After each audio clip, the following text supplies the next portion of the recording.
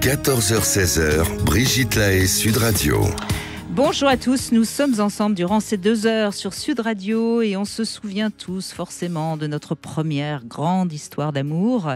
Mais on oublie peut-être un peu trop souvent ces premières amours enfantines qui pourtant ont marqué aussi notre manière d'aimer. Alors je vous propose qu'en compagnie de Pascal Neveu, on revienne sur nos premiers émois amoureux.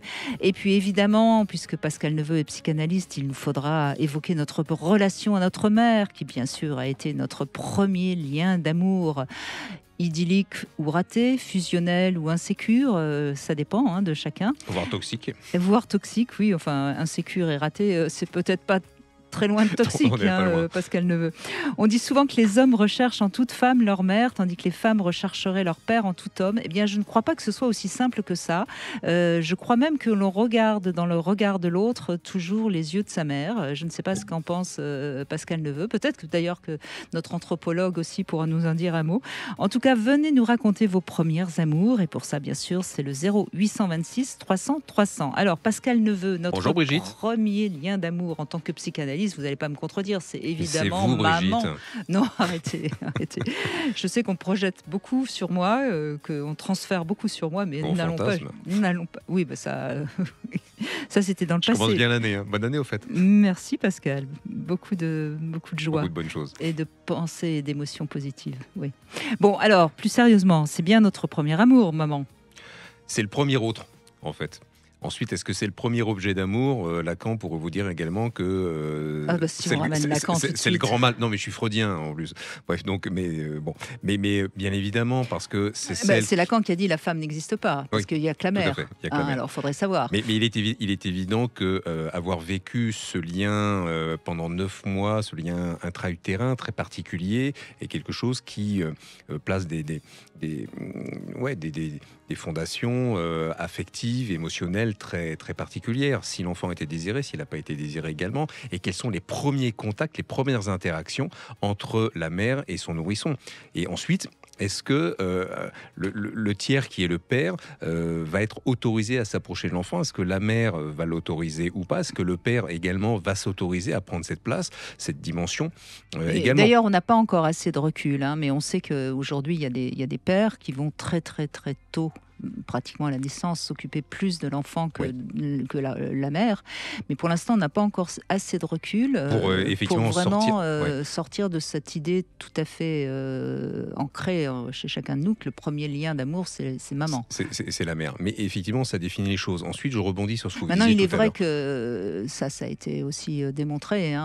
L'enfant, le bébé, le nourrisson qui sort du vagin, il n'a qu'une idée, c'est remonter au sein si on le laisse faire. Oui, tout à fait. Oui. Donc on voit bien quand même quelque part que le corps de la mère, il est totalement imprégné. Parce qu'il ressent également les odeurs de la mère. Absolument. Il peut reconnaître sa mère si on le place dans un environnement où il y a plusieurs femmes. Il va reconnaître sa mère par rapport aux hormones, peut-être les phéromones, tout ce que vous voulez, etc. Mais grâce aux odeurs. Et il semblerait même que suivant ce que sa mère mangeait, écoutait, etc. Il y aurait une influence. Il y a une mémoire sensorielle. Sensorielle, merci d'utiliser le bon mot. Et ça, c'est quand même intéressant. C'est ce qui me fait que je suis totalement opposée à la GPA, par exemple.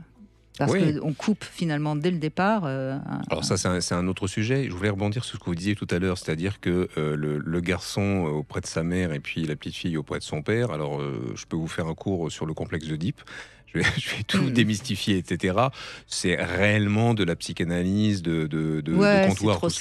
C'est trop simple. C'est beaucoup plus complexe. Quand on réfléchit bien, si on regarde un peu plus en détail nos choix amoureux, on voit bien que c'est pas tout l'un ou tout l'autre, c'est toujours très complexe. Mais la grande question, c'est effectivement... Moi, par exemple, j'ai souvent été attirée par des hommes qui ont des yeux bleus, et ma mère avait les yeux bleus, alors que mon père a les yeux marrons comme moi. Donc, mais quel crétin de psy pourrait dire, non, c'est lié effectivement à votre mère ou à votre père. C'est totalement ridicule. Mais pourquoi pas ? Je veux dire moi j'ai eu une relation très très fusionnelle avec ma mère que j'ai ensuite transférée avec mes gros chiens.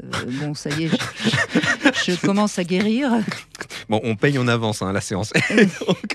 Mais non, mais vous avez vu, j'ai déjà payé. J'ai déjà payé très cher, puisque ça y est, j'ai élaboré tout ça. Non, mais on a forcément dans notre dans notre manière dont on a été aimé ou pas enfant, des répercussions sur notre vie amoureuse et sur nos choix amoureux, et Bien notamment évidemment. notre premier choix amoureux. Mais oui, l'environnement fait absolument tout, si je puis dire, et va ouvrir des horizons, en fermer d'autres également. Mais vous parliez des premières amours, etc. Moi, j'aurais tendance à parler des premières fois, toutes les premières fois. C'est le premier rapport sexuel, tout le monde s'en rappelle Première parfaitement. fois, on a embrassé déjà. Première fois qu'on a embrassé, premier amour même à l'école, vous évoquiez tout à l'heure, alors peut-être pas la maternelle, etc., mais il y a déjà des frétillements Mais bien sûr, affectifs, etc. Ça peut être la maîtresse d'école, il peut y avoir plein de fantasmes par rapport à cela. Il y a la première cigarette, il y a plein de choses. Toutes les premières fois, on s'en rappelle. Les autres, à la limite, on les met peut-être davantage de côté. Mais pourquoi ça, c'est la grande interrogation. Il y a aussi quelque chose d'important et dont on parle peu, mais c'est les premiers émois qu'on a eus parce qu'on a vu un acteur ou une actrice, Ouais. même parfois dans un film porno. Moi, j'ai déjà entendu des témoignages de personnes qui avaient été très marquées par une scène pornographique qu'ils avaient vue quand ils Érotique, étaient ados. Hein. Oui, tout à fait. Et ça, c'est des choses qui peuvent marquer très très fort. Hein. Parce que ça vient toucher le monde émotionnel. Ça nous permet justement de vivre nos propres désirs, nos propres pulsions, nos propres fantasmes. Et qu'est-ce qu'on en fait à ce moment-là ? Est-ce que ça a été satisfaisant ou pas du tout ? Est-ce que ça a été un gros échec, etc. C'est toujours assez drôle, pardon pour mes patients s'ils m'écoutent à ce moment-là, mais lorsque moi je leur pose la question de leur première fois, ils me disent effectivement si ça a été un fiasco ou une réussite. Dans la grande majorité des cas, c'est plutôt un fiasco. Bon, mais ils en rigolent, mais quoi qu'il en soit, ça reste quelque chose qui nous permet de progresser. Jusqu'où on est allé dans l'élaboration de nos fantasmes, qu'est-ce qu'on en a fait, qu'est-ce qu'on a vécu, et comment on va le vivre différemment par la suite.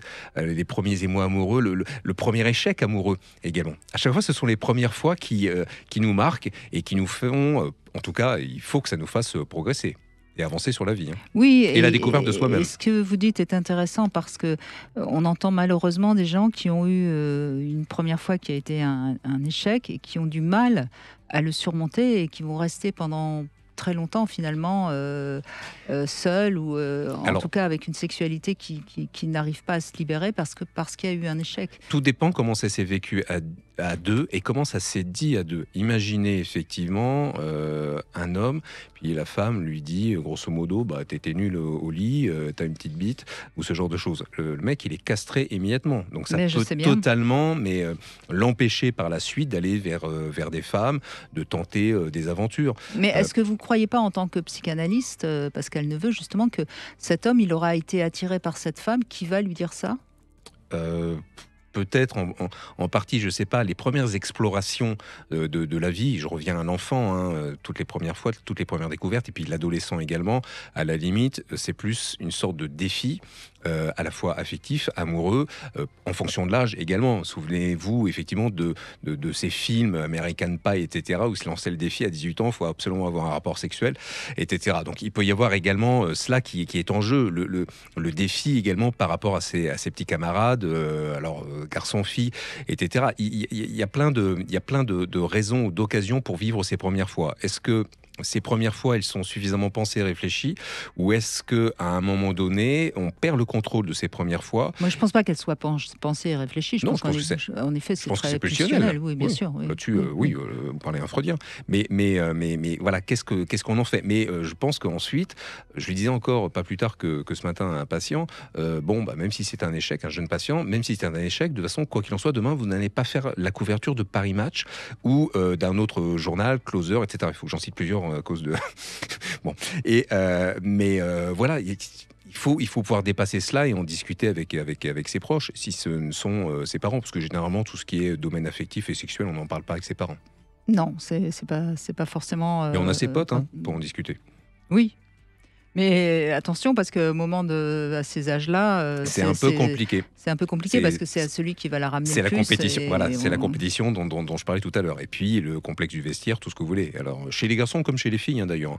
Là-dessus, il y a une rivalité absolue. Il y a un jeu énorme. Et puis, il y a un courant contre lequel j'essaye de lutter un petit peu, où justement, on croit qu'il faut y aller vite et tout de suite et de faire tout. C'est... La pornographie, évidemment, hein, qui a donné un petit peu cette tendance.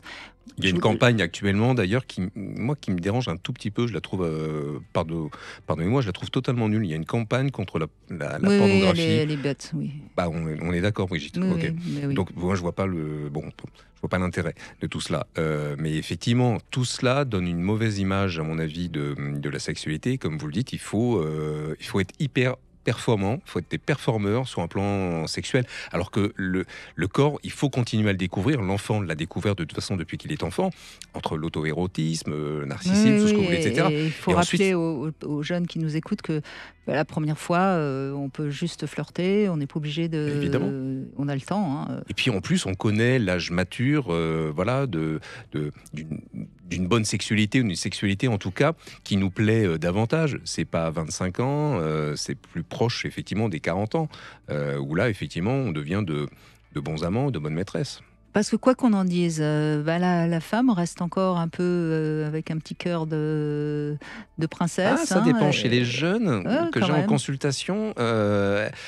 Eux, ils ont un petit peu de mal quand même. Ceux qui vont en consultation, c'est pas non plus la. Oui, d'accord, ok. Ça, je sais que vous allez. Non, mais j'étais sûr de l'argument. Non, mais c'est vrai, c'est important toujours de rappeler que déjà aller en consultation, c'est déjà se poser des questions sur soi, surtout quand on est jeune. Il y a quand même pas tant de jeunes que ça qui se posent des questions sur soi. Non, pas du tout. Ils sont plutôt dans la pulsion, dans les images, les croyances qu'ils ont de ce qu'est l'amour. Et on a encore quand même beaucoup de femmes qui sont à 17 ans en train d'attendre un peu le conte de fées, quoi. Oui, c'est le prince charmant. Mais en tout cas, et le garçon qui croit qu'il doit être... Et ce décalage énorme, comme vous le disiez tout à l'heure, entre certaines émissions de télé, mariées après un premier regard, je ne sais plus comment s'appelle le titre de cette émission, je ne regarde ou d'autres choses, et puis voilà, la pornographie, etc. Donc on n'est pas dans un principe de réalité. On est dans un principe de plaisir et des fantasmes extrêmement importants qui ne sont pas le monde qu'on doit construire. Et toute cette tendance narcissique extrême qui est développée en plus par les réseaux sociaux et puis évidemment Facebook, etc. On drague énormément sur les réseaux sociaux, on s'exhibe, TikTok et compagnie, Instagram, etc. Et c'est pas le monde vrai, si je puis dire. Malheureusement, et donc il faut essayer de donner... peut-être qu'en écoutant ces témoignages de premier amour, on va revenir à la réalité, justement. Je le souhaite. C'est Nathalie qui nous rejoint dans un instant. 14h-16h, Brigitte Lahaie, Sud Radio. Pascal Neveu est avec nous, psychothérapeute, psychanalyste, directeur de l'Institut français de psychanalyse active et puis auteur aussi de certains livres qui sont peut-être un petit peu épuisés, non Celui sur le changement, je pense que oui. Celui sur le mensonge, là, il vient d'être traduit en chinois. Ah oui, ça ment beaucoup les Chinois, je suis d'accord. Celui sur le changement, il a été traduit en italien. Et puis il y a celui sur les deuils, et effectivement, qui est... Revivre, je ne sais pas même du tout, quand on est terrassé. Je ne sais pas si on peut encore se les procurer, je pense que oui. Eh bien peut-être, en tout cas, je n'ai pas vérifié. Nathalie, bonjour. Bonjour Nathalie. Bonjour. Ravie d'être parmi vous. Merci Nathalie. Alors votre premier amour, c'était également votre première relation sexuelle, hein, c'est ça ? C'est ça. Donc pour rebondir sur ce que vous étiez en train de dire, je pense que pour réussir une première fois, si c'est aussi l'objet de notre discussion, oui. Tout va dépendre finalement de la personne. Hein. Un peu comme tout, on peut... Du moment qu'on est avec la bonne personne, tout est beau, tout est merveilleux. Donc, je pense que c'est une question de patience. Et pour le coup, moi, j'ai attendu longtemps pour retrouver mon prince charmant, comme vous avez dit, et j'ai bien fait d'attendre. Et vous aviez quel âge, donc, la première fois ? Un peu plus de 18 ans. Oui, vous n'avez pas attendu si longtemps que ça, quand même. Je crois que la moyenne d'âge pour les femmes, maintenant, c'est 17 ans. Oui, c'est ça. Donc, ça va. Alors, ça va, mais j'avais pas eu à part bisous, si vous voulez, j'arrivais pas à aller au-delà du bisou et voilà. Non, mais vous êtes de la tendresse. Vous êtes respecté, visiblement, c'est bien.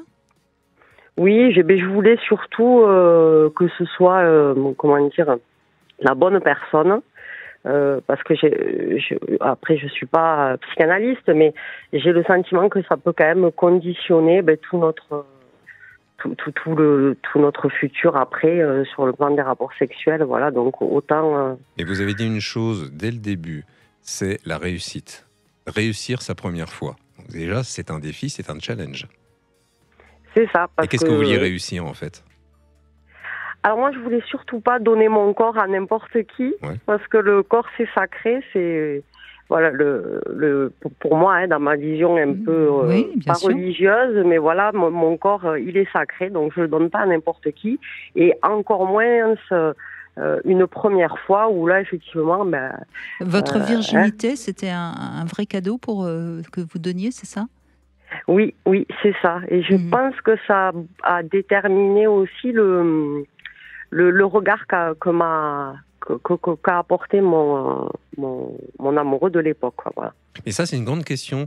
Il y a eu un film qui est sorti au début des années 2000. Alors, je ne veux pas écorcher son prénom. Je crois que c'est Catherine Breillat, c'est ça? C'est Breillat, ça c'est sûr, mais je ne sais pas si c'est Catherine. Oui, et qui avait c'est Catherine. C'est Catherine qui avait sorti un film. Je crois que c'était les sœurs ou les deux sœurs. J'ai oublié le titre de ce film, donc je ne veux pas dire de bêtises. Et justement, les deux sœurs, il y avait une petite différence d'âge. L'aînée se disait, moi, je donnerai mon corps à quelqu'un que je vais aimer. Et bon, je ne vais pas raconter le film, etc. Ça ne va pas du tout se passer comme elle le souhaitait. Et la plus jeune qui, en revanche, disait, mais non, il faut accomplir l'acte. La première fois, avec n'importe qui, c'est pas un souci. Alors, je ne raconterai pas la fin du film, qui est un peu C'est gore. Catherine Breillat, oui. Oui, bref. Et donc, mais en tout cas, c'est un questionnement que n'ont pas les garçons. Hein. C'est évident. C'est beaucoup plus compliqué déjà, pour les femmes. l'expression que vous avez utilisée, Nathalie, elle n'est pas anodine. Hein. Je donnerai mon corps. Ouais. Hein. D'abord, on ne le donne pas, on le prête. Hein. C'est À ma sœur, le film, ça s'appelle À ma sœur. Ah, ma sœur, d'accord. On prête son corps, on le donne pas, on le garde quand même, Nathalie. Hein, vous voyez le mot je voulais donner mon corps à quelqu'un qui. C'est un peu lié à l'expression je me donne à fond. Si oui, bien sûr, corps, non, mais voilà, bien sûr, et c'est une expression qu'on peut tout utiliser. Hein, je suis pas du tout en train de dire que elle est fausse, cette utilise. Mais elle symboliquement, elle montre bien à quel point c'est quand même on s'offre quoi, nous les femmes. Tout à fait. Et vous prenez. C'est ça que ça veut dire. Hein. D'où les expressions, d'ailleurs, prends-moi ou je te prends, ce genre de choses. Hein. Voilà, c'est cash. Hein. Et c'est bien, ça montre quand même que vous aviez une bonne estime de vous-même, que vous vous respectiez et que vous aviez compris qu'il ne fallait pas se laisser embobiner par le premier venu. C'est ça. Après, il y a toute une dimension aussi romantique et moi, je tenais absolument à ce que le premier homme qui couche avec moi, même aussi. Pour moi, c'était très important. Il fallait qu'il soit amoureux de moi. Et alors, combien de temps vous l'avez fait, vous l'avez testé avant de vous donner? J'allais poser la question. Eh bien, c'est marrant parce que au début, c'était quelqu'un qui m'attirait pas du tout. Oui. Physiquement. Donc, la première fois que Donc, il a ramé. Ah, le pauvre. Alors, il n'a pas forcément ramé, mais quand je l'ai vu, je me suis dit, Boudu, mais voilà, tout ce que j'aime pas chez un homme. Et finalement, en discutant, les échanges ont été très enrichissants. Mais vraiment, ce qui a fait le déclic, et sur le moment, on ne s'est rien dit. En fait, à un moment donné, on s'est touché. Moi, j'ai ressenti une profonde décharge, mais je n'ai rien dit. Et lui aussi, il m'a rien dit. Et je l'ai recroisé par hasard quelques semaines après. Et en fait, c'est cette décharge qui a fait qu'on est revenus l'un vers l'autre, en se disant, mais en fait, j'ai pas osé te le dire, mais la dernière fois, quand tu m'as touché, j'ai ressenti quelque chose de. En fait, je sais pas si c'était le mâle et la femelle de courant, hein, j'entends. La prise mâle et la prise femelle. C'est impressionnant, hein, oui. Ouais. Ça rappelle un film avec Louis de Funès. Hein.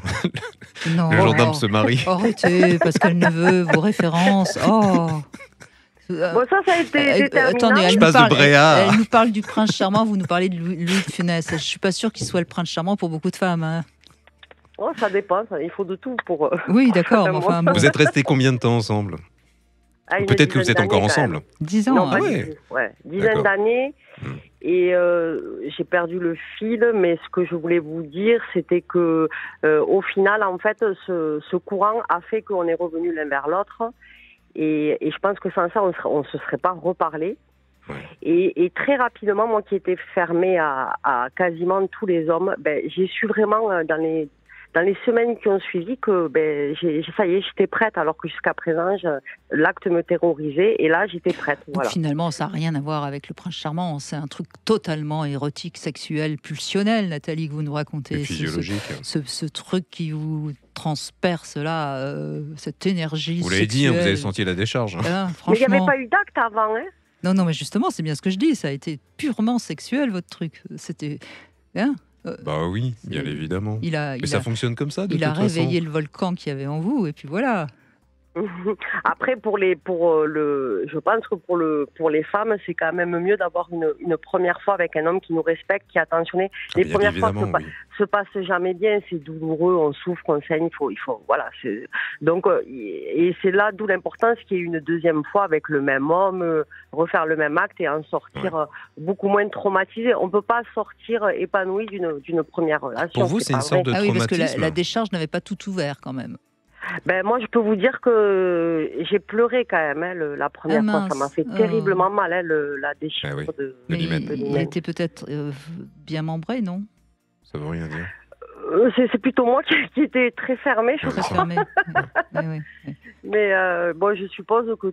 je sais pas, Brigitte, la première fois, vous avez souffert, donc... non, j'ai pas souffert la première fois. Mais c'était pas une partie spécialement géniale non plus. Mais non, j'ai pas souffert, c'est passé tout seul. Mais bon, vous savez, ça dépend de je sais pas... C'est un rapport à deux. Mais vous savez, je suis pas une référence, faut pas croire. Non, mais moi je pense que j'étais très crispée en fait. Il y a aussi le rapport au corps, c'est l'état de stress, puis la prédisposition que l'on a, la préparation mentale, etc. Mais si ça s'est bien passé la deuxième fois, vous avez oublié votre première fois. Enfin, vous l'avez pas oublié, mais je veux dire, ça n'a pas été un traumatisme. Non, mais pas du tout. Mais ça doit être un traumatisme pour ces femmes qui ont une première fois qui se passe pas très bien et qui n'ont pas l'occasion de revoir cet homme parce que voilà. Je sais pas. Je crois que pour beaucoup de femmes, de toute façon, la première fois, c'est pas. Il y a des pour femmes, les garçons aussi. Oui, mais il y a. Vous avez des garçons qui sont très précautionneux, qui ont peur. Il y a peu d'hommes qui la première fois ont mal. Oui, certes, là-dessus, nous, on a moins de soucis. Voilà, donc mais vous avez beaucoup de garçons qui se disent attention, la fille est vierge, j'ai pas envie de lui faire du mal. D'autres, au contraire, c'est leur gros fantasme de dépuceler, pardon pour le terme, une jeune fille vierge, etc. C'est éminemment complexe. En tout cas, merci Nathalie de ce témoignage et puis bravo, vous êtes bien respectée et ça vous a permis de bien démarrer votre sexualité. On fait une petite pause, nous retrouvons notre Sexy News avec Philippe Breneau aujourd'hui qui va nous parler d'un roi, mais ce ne sera pas le roi René. Brigitte Lahaie, Sud Radio, c'est l'instant Sexy News. En compagnie de Pascal Neveu, nous accueillons Philippe Breneau qui va nous parler du roi, mais bien sûr le roi Pelé. Eh bien oui Brigitte, je vais vous parler du roi Pelé. Le roi Pelé nous a quittés et tout le monde en est ému. Qu'on soit fou de foot ou éloigné du monde des sports, c'est qui ? Sa personnalité ne laisse personne Pascal Neveu, quand même. Même cher moi Pascal, qui ne suis pas du tout intéressé par le foot, je le reconnais, je l'avoue, je sais quand même qui est le roi Pelé. Enfin. Vous allez, cher Pascal, écouter un petit couplet sur le football. Vous saviez qui était le roi Pelé, je l'ai vu à la télé, oui. Alors je continue. Il a certainement été un grand précurseur du football actuel, c'est tous les spécialistes qui s'accordent à le dire. Une force du jeu rarement connue de par ses qualités techniques et physiques, hors du commun. Il jouait des deux pieds, il était ambidextre des pieds. Il driblait comme personne, il avait une incroyable, alors ce qu'on appelle une détente verticale et un sang-froid hors du commun, devant le gardien de but par exemple. Sans être un passionné, je ne suis pas un connaisseur du football, lors des innombrables hommages, innombrables hommages qui ont été rendus, j'ai été profondément touché par le témoignage unanime de ses qualités humaines. Selon ses mots, les mots de son admirateur, et vous le connaissez, Michel Drucker, a même joué avec lui dans un match de bienfaisance en 1979. Il était assez ami de Pelé. Mais il a fait beaucoup pour... Exactement. Alors c'est ça dont je vais parler, Brigitte. Oui. Parce qu'il disait, Pelé était un homme gentil, une belle personne, pas du tout une star. De nombreuses interviews le montrent très respectueux de la relation humaine, très attentif aux autres. Alors il s'appelait Edson Arantes do Nascimento. mais dit Pelé, mais en fait lui-même ne savait pas que voulait dire son nom. Et c'est un truc qui a été donné dans l'adolescence et il a toujours porté. Il naît en 1940. Et ça voulait dire quoi alors, Pelé? Non, il ne sait pas. Ah, il ne savait pas. Et vous ne savez pas non plus? Un surnom, non, on n'a jamais trouvé. Il s'appelait. Pourtant, on l'a avec appelé une comme peau ça. noire, il pelait pas. Allez, c'est pas grave, on n'est pas dans la langue française. Mais alors, je continue mon petit. Mais moi, j'aurais pas osé. topo. Je vois que le football ne vous intéresse moins que le sexe. Bah oui, je reconnais. Alors, je continue sur le football. On préfère les jeux de boules. Pelé, né en 1940 au Brésil, bien sûr. En 1977. Ouais. À l'âge de 37 ans, il arrête sa carrière sportive et commence alors pour lui une nouvelle carrière. Il y a 3 carrières. Une triple carrière humanitaire, politique, médiatique. Il va être ambassadeur de l'ONU, de l'UNESCO, de l'UNICEF. Il a également mis un pied dans le monde politique. Il va être ministre des Sports du Brésil de 95 à 98.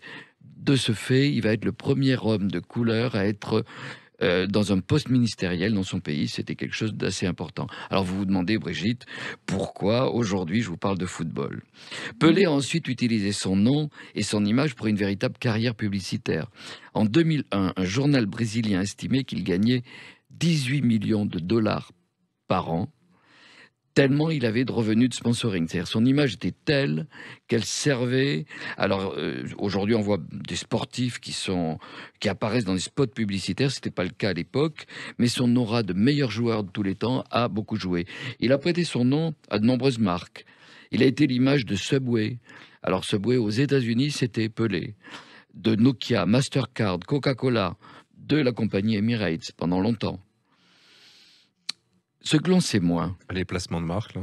ce que l'on sait moins, c'est son rôle de 98 à 2004 en tant qu'ambassadeur de Pfizer et de Viagra. Pour permettre sa popularisation. Enfin quelque chose d'intéressant. Mais ce n'est pas la chute, c'est encore, il y a encore autre chose. Non, ça ne peut pas être une chute avec Viagra. Alors on est au tout début du Viagra, puisque Viagra va sortir en mars 1998 aux États-Unis, en octobre en France, mais dès le début, pendant 4-5 ans, il va être l'ambassadeur pour le Brésil, mais pour les USA.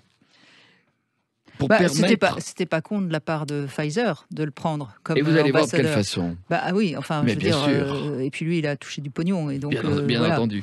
C'est pour permettre sa il avait popularisation. les médicaments gratuits. Alors, à son âge, ça compte. Alors, on va y venir justement. Attendez, j'essaye de votre chronique qui a aucun intérêt. J'essaye d'en faire quelque chose. Non, en fait, Pelé d'habitude, choisissait... vous êtes plus intéressant, excusez-moi. Non, je vais pas terminer. Pelé choisissait ses sponsors. Et il l'a fait parce que ce qui lui tenait à cœur, c'était... en fait, un peu plus il bas l'a que le plusieurs cœur. fois expliqué. Mais c'est du cœur, oui. Il comprenait le désarroi des hommes en trouble érectile. Et j'ai vu beaucoup d'interviews dans lesquelles il parlait de la façon, en devenant tête d'affiche du Viagra, ce triple champion du monde souhaitait encourager les hommes à demander de l'aide à leur médecin.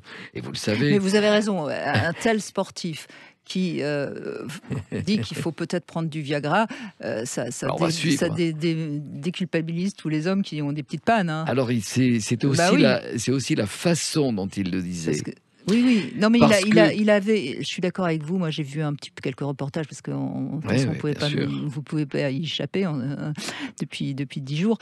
On voit bien qu'il y a une humanité qui se transpire dans cet homme. Je suis complètement d'accord avec vous. La difficulté qu'il y avait au début, vous le savez très bien, c'est que les hommes n'en parlaient pas à leur médecin, mais on le sait même aujourd'hui. Il y a encore à peine un homme sur 2 qui ose en parler. Oui. Souvent, il le cache à la partenaire. Et son rôle, en définitive, ce qu'il a voulu faire, il disait... En précisant qu'il ne l'avait jamais utilisé. Il dit, si j'avais des troubles de l'érection, j'en parlerai à mon docteur. Et quand lui disait ça, effectivement, tout le monde dit, alors je peux oser en parler. Pelé était sincèrement impliqué dans cette mission qu'il s'était donnée de permettre aux hommes d'oser en parler.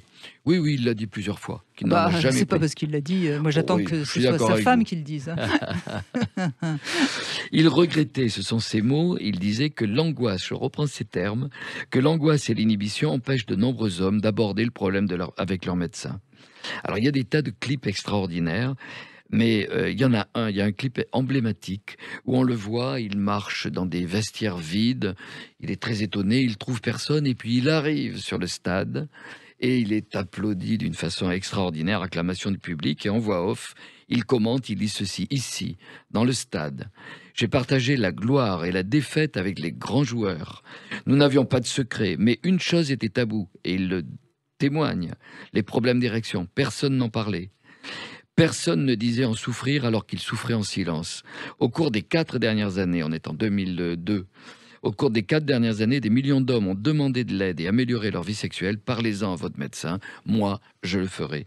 Moi, je dirais qu'il y a une injonction forte, mais il y a même quelque chose qui touchait parce qu'il a refusé des tas de sponsoring. Et ça l'intéressait de pouvoir aider des hommes en difficulté. Et le sportif qu'il était, alors je suis d'accord avec vous, peut-être qu'il avait des troubles érectiles, mais en tout cas, l'image qu'il avait, permettait effectivement de... Au contraire, on imagine au contraire qu'il n'a effectivement qu'une santé de fer et sûrement une érection de fer. Mais ça m'a touché la façon, quand on écoute, j'en ai écouté beaucoup, la façon dont il témoigne. D'abord, c'est après l'UNICEF où il est avec les enfants. Oui, mais vous avez après raison. l'UNESCO, c'est quelqu'un d'intéressant. C'est certainement quelqu'un qui avait une générosité de cœur. Je suis d'accord avec vous. J'en ai un peu plaisanté comme ça, mais bien sûr. J'en ai pas rajouté parce que maintenant, il est bien raide. Vous êtes pire que moi, Pascal Neveu. Non, mais parce que le début de la chronique de Philippe, elle était réellement un peu mollassonne. Je faisais exprès de parler de football pour que vous vous demandiez quand même, mais où est-ce que ça va ? Oui, mais tout le monde ne sait pas qu'il avait été et de conviction, je crois. Sans le Viagra, on va pas droit au but. Viagra, Cialis, on les cite tous là. On cite pas qu'une seule marque. Les Vitra et compagnie, etc. Non, mais c'est vrai que c'est quelqu'un. Enfin, c'est quelqu'un qui a marqué. Et je pense qu'il restera. Surtout à cette époque-là, aborder ces sujets-là, c'était totalement tabou. Hein. Puis j'imagine, en plus pour un Brésilien, parce qu'ils sont quand même... Bien sûr. Et dans le monde du football, où par exemple on ne parle même pas d'homosexualité. Hein. Il y a eu 1 ou 2 footballeurs qui ont fait leur coming out et ça a été très compliqué. Dans le sport, hein. Il n'y a qu'à voir comment la FIFA a refusé que les footballeurs puissent mettre un brassard arc-en-ciel au Qatar récemment. Non, je crois que c'est un monde dans lequel... Vous pensez que Ronaldo serait capable de faire la même chose ou pas actuellement ? Je ne le crois pas. Alors, c'est vrai qu'il n'était plus dans les matchs. Hein. Il a arrêté en 77 et il va faire son sponsoring 10 ans, 15 ans après, 20 ans après. Mais je crois non qu'il y a vraiment une conviction parce que il avait envie d'aider et ça se voit lorsqu'il parle. Oui. Quelqu'un de sincère, moi c'est ça que je dirais. Absolument, je suis d'accord avec vous, Philippe Renaud. Merci de cette chronique tout à fait passionnante. Même si on a rigolé. Hein. Allez. Allez. Avec plaisir. Et puis si vous voulez découvrir peut-être mieux la sexualité, je vous conseille vraiment la BD de Philippe, L'incroyable histoire du sexe. Cette nouvelle édition intégrale et augmentée qui est formidable. Et puis son dernier roman, Taxithérapie, aux éditions Les Arènes. Hein, voilà, avec plaisir. Un roman auquel vous tenez beaucoup et qui fonctionne bien. Il fonctionne bien et qui est très sympathique. Taxithérapie. Il y a encore plein de livres à s'offrir, même après Noël. Parce que, mais bien sûr. Il y a l'Épiphanie, et après c'est la Saint-Valentin. Voilà, il y a tout. La Saint-Valentine, hein, cette année, ça change de... La Sainte-Valentine. On en parlera la prochaine fois, je vous parlerai de Sainte-Valentine. Oui, on va tout féminiser avec ça vous. Ça rime avec... Oui, on en a parlé. Et on vous appelle Philippine, hein, bientôt. Exact, oui, tout à fait. Brenaute. Philippine Brenaute, merci beaucoup de cette chronique. Bientôt, avec plaisir. Et Pascal, nous allons retrouver Claude pour la question intime. Claudine, pardon. Bonjour Claudine. Si vous voulez, on va se mettre dans l'air du temps. Bonjour Brigitte, bonjour Pascal Neveu. Bonjour Claude. Tous mes meilleurs voeux à tous les deux. Très bonne année. Et puis que l'on puisse faire en sorte qu'on continue à m'appeler Claude, ça m'arrangera quand même. Bon, je vous appelle Claude. Je vous appelle Claude. Première question, justement Claude, est-ce que vous avez déjà utilisé un produit style Viagra ? Non, jamais malgré mon âge. Donc, vous avez quel âge ? Tout fonctionne bien alors ? J'ai 71 ans. D'accord. Waouh, bien. Et je n'ai aucun problème de ce côté-là. Je touche du bois. Non, c'est la vôtre qui est en bois. Enfin, j'aurais dû dire le vôtre, pardon. Ah oui. Oh non, on va aussi le féminiser, ça. Brigitte, on va se mettre... Non, mais on dit la verge et le vagin. Voilà, vous voyez où on en est. Hein. Comment voulez-vous qu'on s'y retrouve ? On va plus s'y retrouver. Bon, donc c'est bien, ça fonctionne bien. Bon, ça c'est déjà une très très bonne nouvelle, Claude. Oui. Donc on va pouvoir continuer à vous appeler Claude, il n'y a pas de doute. Est-ce que ça vous est déjà arrivé de donner une petite fessée à une femme, Claude ? Oui. Oui. Et alors, Oui. elle a aimé ça Sachant qu'elle était, je vais dire, consentante et pour pas dire demandeuse. C'était une fessée ou c'était des petites claques?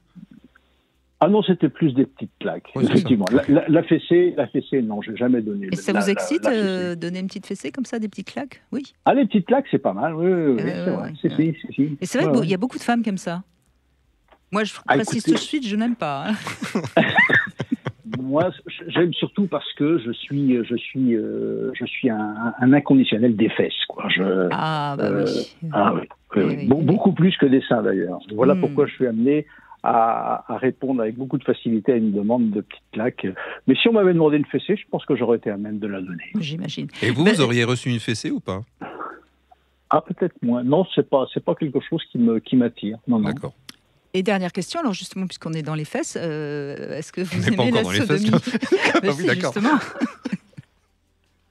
J'ai pas compris. Est-ce que vous aimez pratiquer la sodomie ou pas du tout? Alors, j'aime pratiquer la sodomie, mais je vais dire épisodiquement. Je suis pas un grand fan. Ça m'arrive, je pratique. Je sais que j'ai la chance d'avoir une compagne qui peut l'apprécier, mais je suis pas, non, je suis vraiment pas un grand fan de la sodomie. Vous préférez la levrette normale? Ah, absolument. D'accord. Eh bien, vous pouvez poser une question à Pascal Neveu. Non, c'est pas obligatoire. Mais si. Alors Pascal, je voulais savoir si vous étiez amoureux de la première personne avec qui vous avez fait l'amour, et si la réponse est positive, si c'était indispensable pour vous. Non, j'ai pas du tout été amoureux de la première personne. Non. D'accord. C'était comme ça. C'était comme ça, voilà. Fallait le faire, c'est tout. Oui, c'est ça, comme beaucoup d'hommes. C'était pas forcément super plaisant, etc. Mais voilà, ça s'est fait. On s'en débarrasse. Merci. Bon, Pascal merci à vous. A bien répondu. Et merci Claude de cet échange sympathique. Avec plaisir. Et puis félicitations pour le morceau de bois pour entre votre vos bâton, jambes. là. Même si j'en profite, j'en suis pas pour grand-chose. J'espère que ça va durer encore longtemps. On vous le souhaite.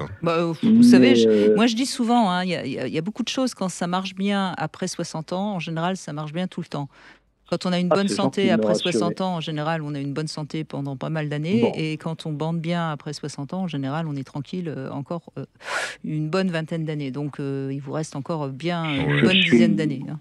Je suis ravi d'entendre vos propos. Non, mais c'est ce que j'ai remarqué, et c'est beaucoup de mes invités sexothérapeutes confirment. Hein. Vous avez des personnes à partir de 50 ans, n'ont plus de libido, plus de sexualité, ils bandent mou, etc. C'est très compliqué. Donc vous, à votre âge, tant mieux. Vous nous rappelez dans 10 ans? Touchez quand même du bois. Hein.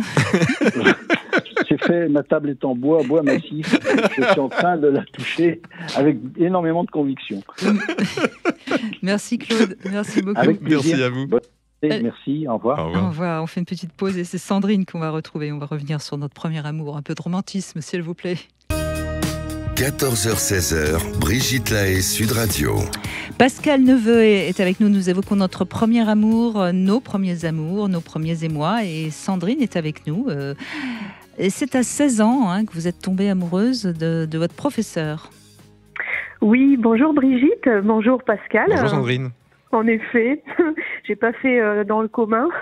Je suis tombée amoureuse à 16 ans de mon professeur de mathématiques. Ah, les mathématiques, en plus, c'est pas le prof d'anglais, quoi.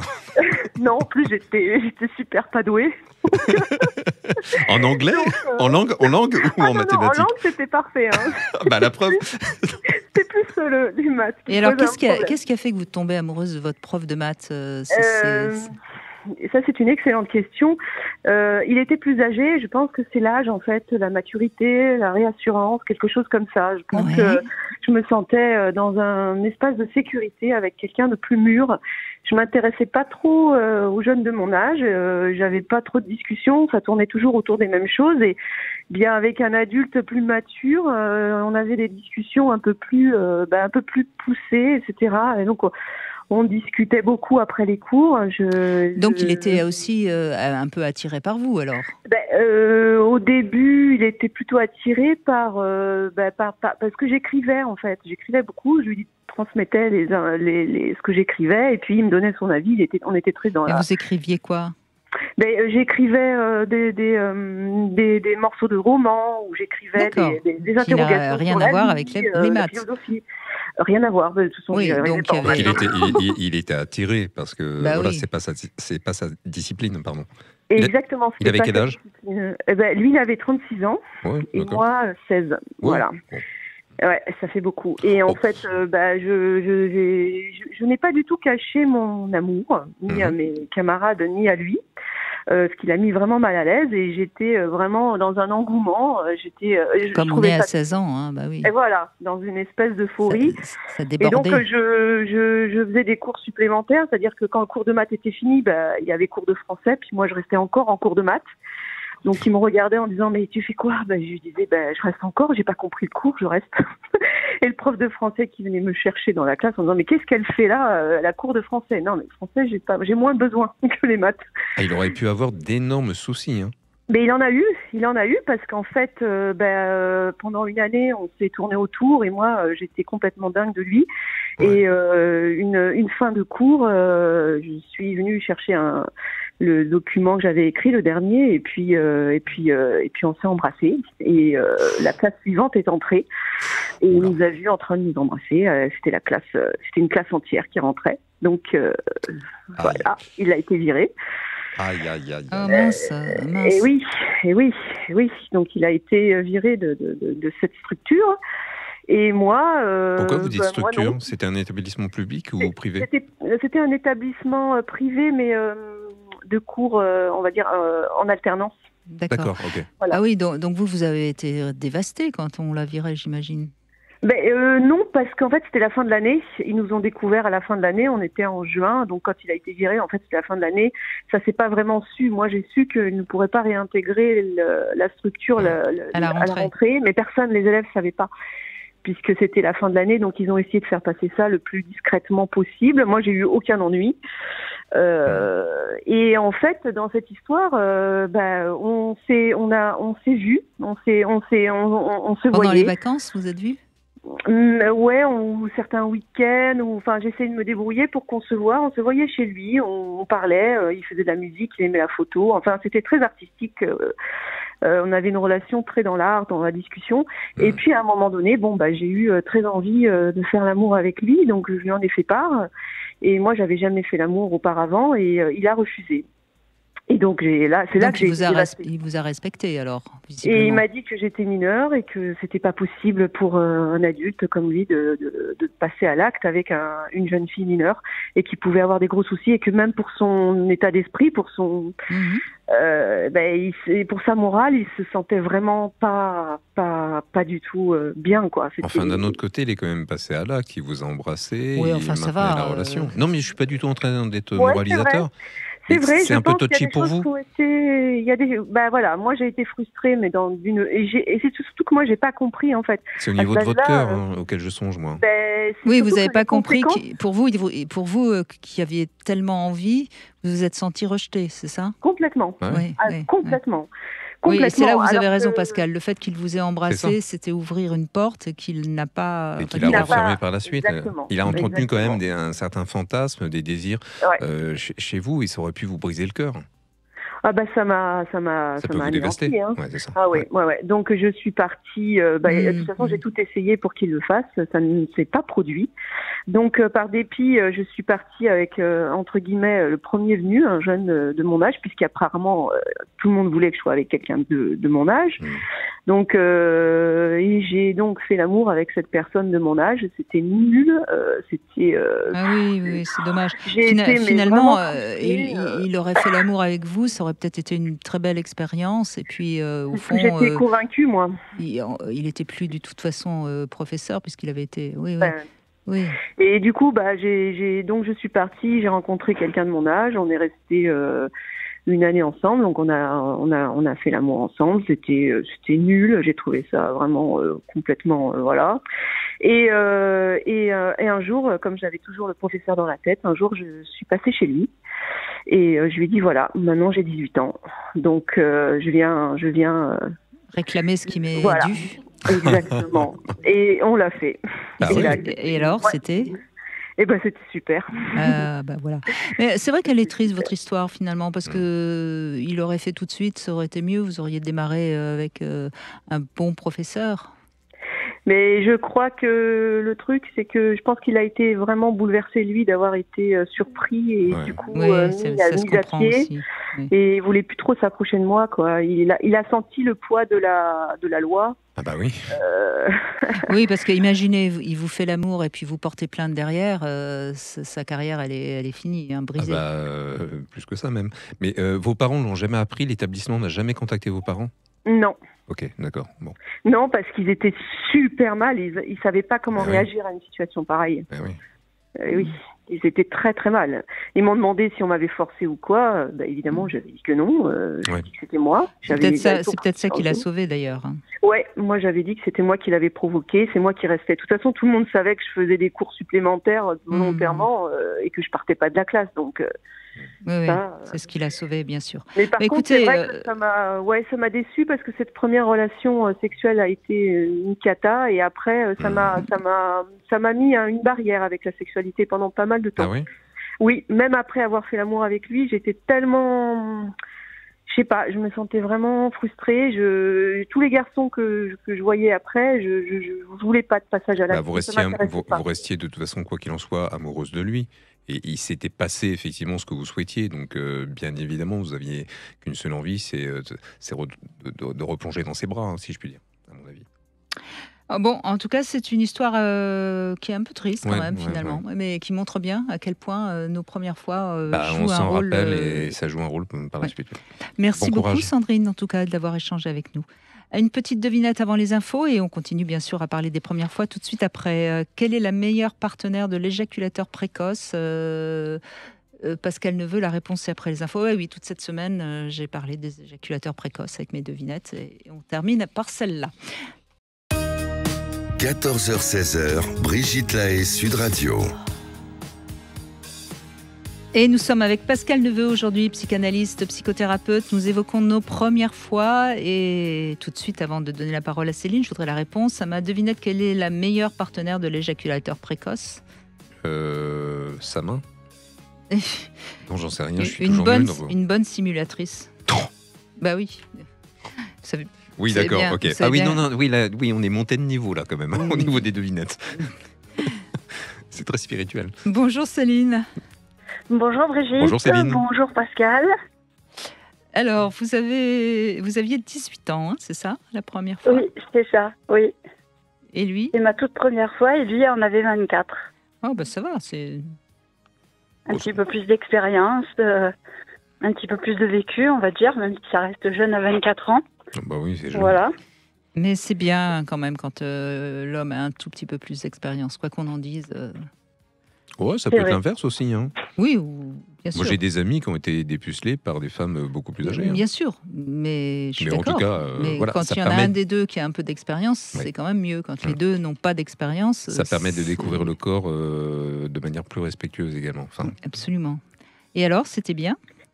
Alors, oui, alors je vais dire oui, c'était bien, puisque c'est quelqu'un justement qui avait l'expérience et qui a été tout en finesse, puisque c'était la première fois. Donc c'était une relation qui a duré pour moi, puisque forcément j'étais amoureuse, hein, c'était mon premier. Et pour le coup, ça a duré quand même 2 ans. Ouais, bah, c'est pas mal. Oui, quand même.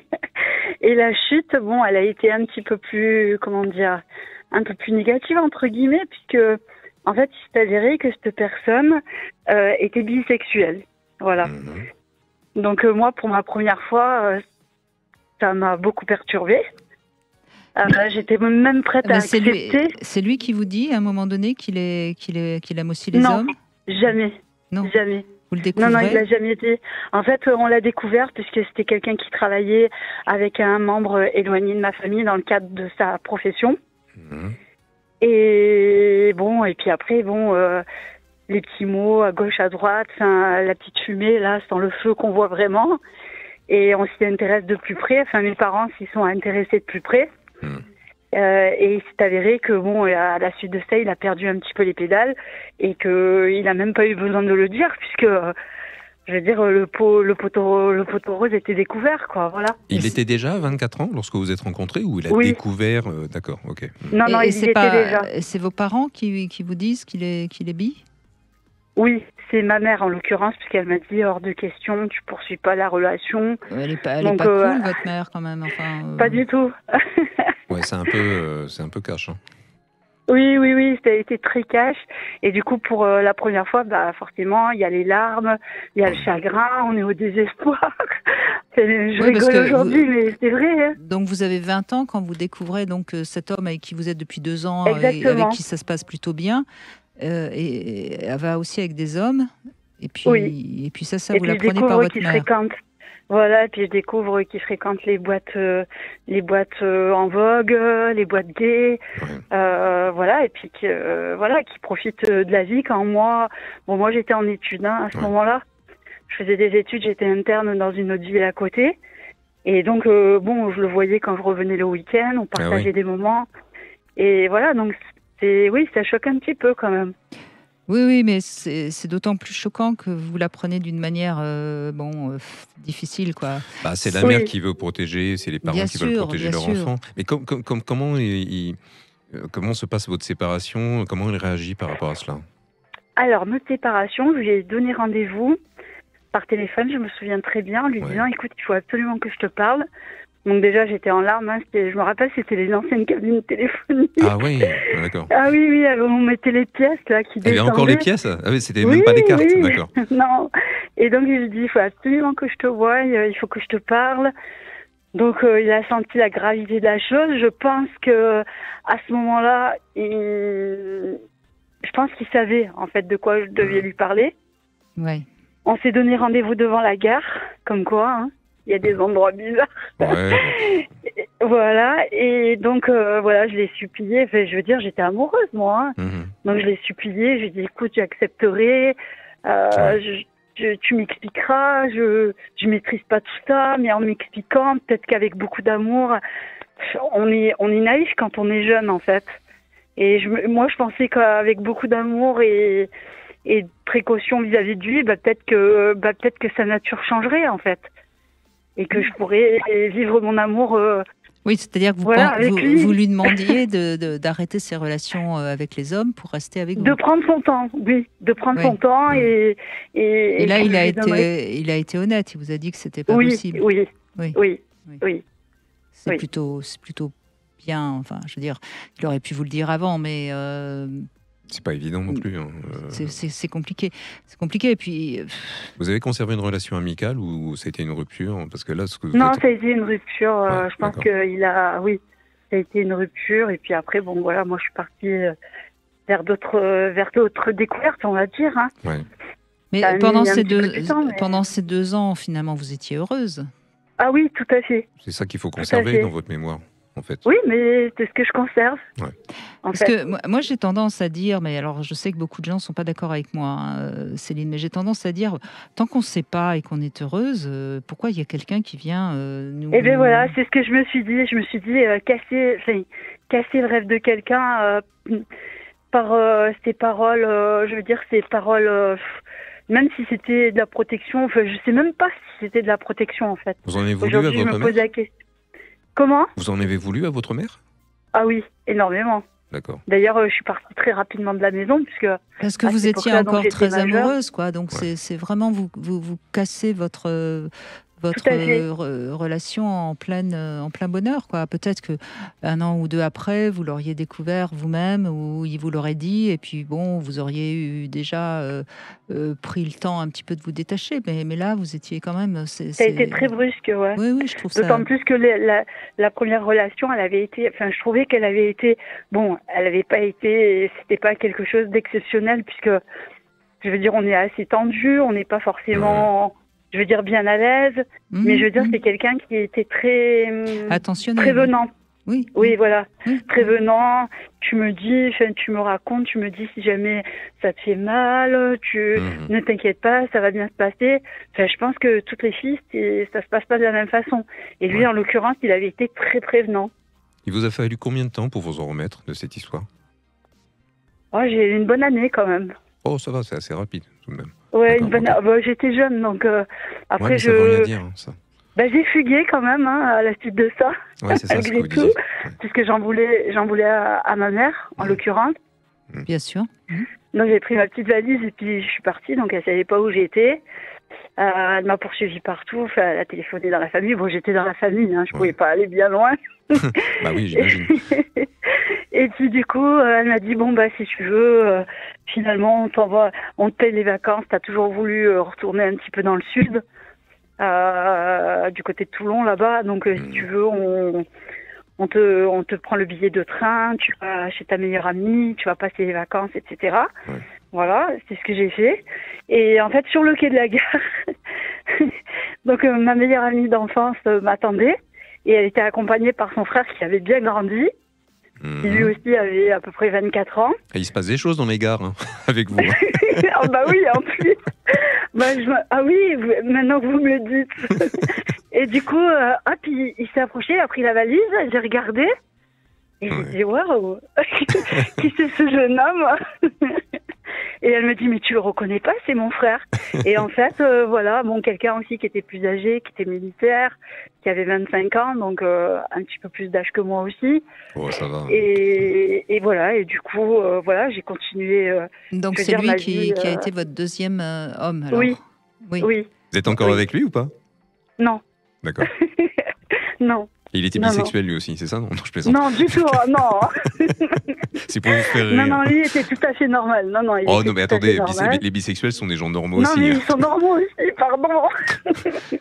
C'est pas ce que je voulais dire. Il était tout à fait hétéro, voilà. Voilà, il était tout à fait hétéro, voilà. Et donc après, j'ai continué ma vie de femme, mais je disais que... Vous avez quel âge maintenant? Parce que j'étais en train de 58 ans. Ah ouais, parce que vous n'avez pas la voix, parce que je me disais tout à l'heure, je faisais les calculs pour connaître les machines téléphoniques, je ne sais plus comment ça s'appelle, les cabines téléphoniques avec des pièces, ça remonte à des années quand même. Exactement, exactement. Mais physiquement non plus, je suis restée très jeune en fait. Très bien. Et tant mieux, hein. Et là vous êtes en couple depuis combien de temps? Non du tout, non, séparés. D'accord, ok. Ouais, séparés. Donc en fait, de là, je voulais dire que sur le parcours, je sais pas si Brigitte sera d'accord avec ce que je vais dire, même si on travaille sur soi-même, je vais dire les ruptures, les mensonges, les trahisons, les tromperies, enfin tout ce qu'on peut rencontrer dans une vie amoureuse, finalement fait que on se rend compte, enfin moi je me rends compte, je peux le dire aujourd'hui, même si j'ai une voix jeune et que je reste jeune, que la vie amoureuse, parfois, pour certaines personnes, on ne sait pas pourquoi, elle est plus compliquée que d'autres.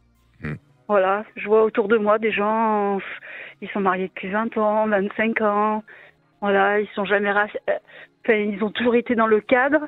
Et moi, j'ai toujours eu l'impression d'être en dehors du cadre, en fait. Ouais, mais ça veut rien dire. Vous avez les belles vitrines et puis derrière, il se cache d'autres choses. Exactement ce que j'allais dire. Vous savez, il faut se méfier des couples qui ont l'air d'aller très très bien et parfois, il y en a un des deux qui a une relation parallèle. Les deux également. Ou les deux, enfin. Ensuite, ça, c'est leur intimité. On ne sait pas trop. Ce que vous voulez juste dire, c'est que vous êtes passé vous avez eu plus de partenaires dans votre vie, différents.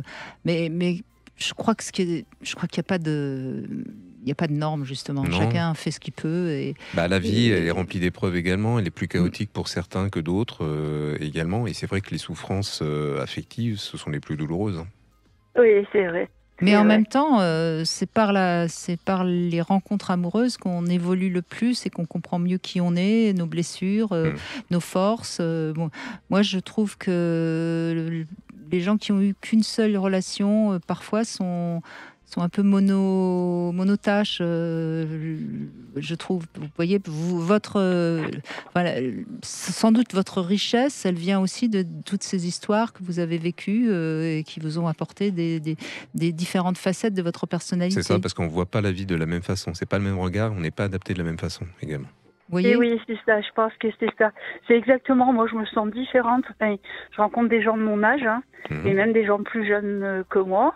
Et en fait, je me sens complètement en décalage par rapport à leur façon de penser, leur façon d'être, leur façon de considérer les choses. Après, c'est vrai qu'il y a ce côté aussi un petit peu chacun son caractère. Oui. Mais je veux dire, au niveau de l'ouverture d'esprit, de plus, moi, dans mon métier, je suis sur la route tout le temps. Donc je suis Qu'est-ce que vous faites? Je suis chauffeur moi, exclusivement pour les produits dédiés à la santé. D'accord. Okay, donc je rencontre énormément de monde, je fais de la longue distance. Mais vous l'avez dit, vous avez l'esprit ouvert parce que vous avez dû vous adapter à différentes histoires et puis vous avez su rebondir. Donc vous êtes forcément amené à comprendre plusieurs choses. Quand on a connu qu'une seule histoire d'amour, on a forcément une vision plus limitée de ce qu'est l'amour. Alors, si vous rencontrez votre prochain compagnon dans un train ou dans une gare, vous nous rappelez immédiatement. Ben oui, je ne manquerai pas. Et au final, le mot de la fin, parce qu'on est début janvier, donc je vous souhaite mes meilleurs vœux à tous les deux. Également. Voilà, et le mot de la fin, c'est que malgré, le désespoir qu'on peut avoir quand une histoire se termine et une rupture, je peux dire aujourd'hui que toute cette richesse, comme vous disiez, Brigitte, toute cette richesse de vie fait que aujourd'hui, effectivement, je suis la personne que je suis, ouverte et souriante et aimant la vie. Et je vais dire, je suis heureuse, en fait. Même si c'est pas, au top tous les jours, mais je suis heureuse de ce que je suis, en fait. Eh bien, écoutez, ça fait plaisir à entendre. Merci beaucoup, Céline. Merci à vous. Merci à vous. Allez, on fait une petite pause et c'est Cécile qu'on retrouve ensuite. 14h-16h, Brigitte Lahaie, Sud Radio. C'est toujours avec Pascal Neveu que nous abordons la question de la première fois, du premier amour, de la première relation sexuelle. Et c'est donc Cécile maintenant qui nous appelle. Bonjour Cécile. Bonjour Brigitte, bonjour Monsieur Neveu. Bonjour Cécile. Et je vous souhaite une très bonne année 2023. Meilleurs vœux. Merci Cécile, beaucoup de joie, beaucoup de bonheur et beaucoup d'amour surtout. Oui.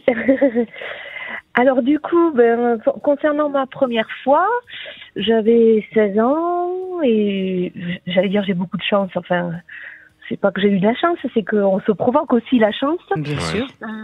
Parce que pour moi, depuis très jeune, je m'étais toujours dit que je voulais pour ma première fois le faire avec un homme d'expérience.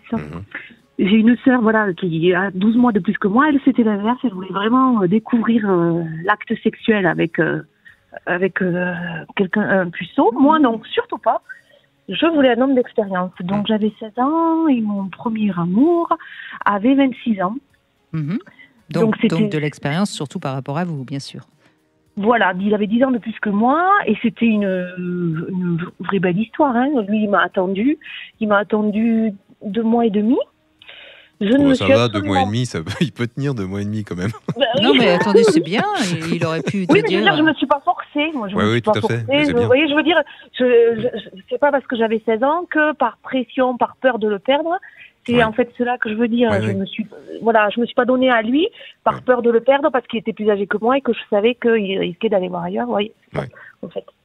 Donc j'en avais vraiment envie et en fait, ça s'est fait très naturellement, évidemment très prévenant, très doux. Et puis surtout, ce qui a été sympathique, on va dire pour moi, c'est que j'ai découvert des jouissances avant la pénétration.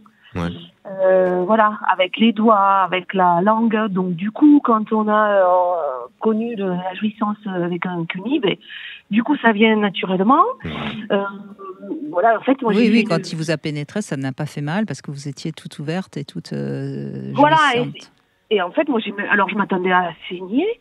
Quand il m'a fait un doigt, en fait, je me suis... j'ai dit mais j'ai pas eu mal. Ça a commencé comme ça, vous voyez, c'était très doux en fait. Et j'ai pas perdu de sang.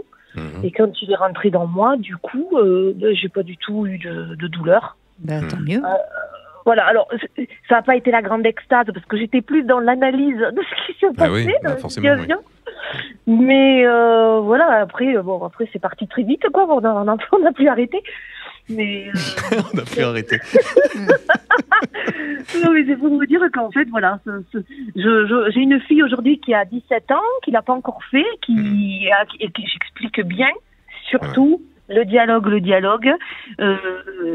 et surtout ne te force pas, et c'est comme ça que ça se passera dans de très bonnes conditions. Ouais, c'est très bien. Absolument. Et donc vous êtes restée avec cet homme un certain temps, j'imagine. Alors oui, je suis restée 2 ans avec lui. Et après, moi, je suis partie dans une grande ville, j'ai eu le bac, je partais faire mes études. Donc lui, il s'inquiétait beaucoup. parce que bon, ben voilà, j'étais aussi quelqu'un qui aimait beaucoup faire la fête, un peu faux-folle, qui se faisait quand même bien draguer aussi. Ça s'appelle la jeunesse. Voilà. Et lui, il avait un peu peur, il avait peur, et il m'a quitté en me disant, il faut que tu connaisses d'autres hommes, il faut que tu fasses ta vie. Et en me disant, alors moi bien sûr j'étais au bout de ma vie, hein, très malheureuse, soi-disant, je trouvais que c'était une excuse, mais il m'a dit, fais ta vie et dans 5 ans je reviens et je te demanderai en mariage. Dans 5 ans? Oui, il m'a dit ça. Alors qu'il avait 28, il avait 28 ans. Ouais, 26 ans. Vous aviez 18 ans donc. Hein. Oui, à 18 ans, oui, quand on est... Oui. Et lui 18 et 28. Oui, il m'a dit ça, il m'a dit et je reviendrai. Alors moi, bien sûr, bon, je l'ai pas cru, donc j'ai fait ma jeunesse, j'ai fait ma vie.